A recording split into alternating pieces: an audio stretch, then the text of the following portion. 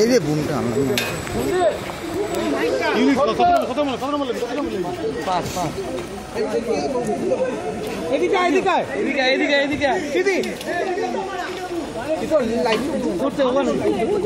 আপনাদের হাত জোর করে সমস্ত সম্প্রদায়ের মানুষের কাছে শান্ত থাকুন, সুস্থ থাকুন, কেউ কোনো সাম্প্রদায়িকতার মূলক আচরণ করবেন না এবং আইন হাতে নেবেন না।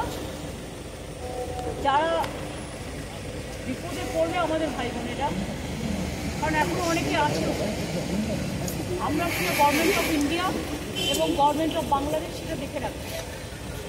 গভর্নমেন্ট অফ ইন্ডিয়া যেভাবে বলবে আমরা সেভাবেই করব।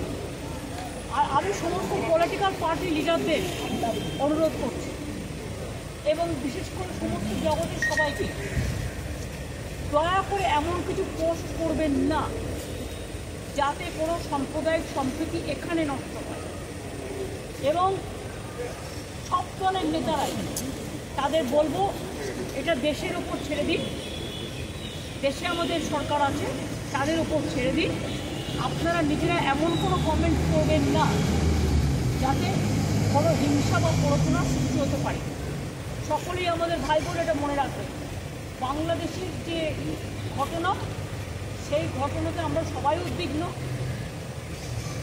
কিন্তু সেটা নিয়ে পোস্ট করতে গিয়ে এমন কিছু লিখবেন না বা বলবেন না যাতে বাংলার কোনো শান্তি নষ্ট হতে পারে বা ভারতের শান্তি নষ্ট হতে পারে। এটা আমি সবাইকে বলবো, ইনক্লুডিং দ্য বিজেপি লিডার, কারণ তারা অলরেডি কিছু পোস্ট করছে যে পোস্টগুলো করা উচিত না বলে আমি মনে করি। আমি আমাদের নেতাদেরও বলবো কেউ কোনো পোস্টই রাখবে।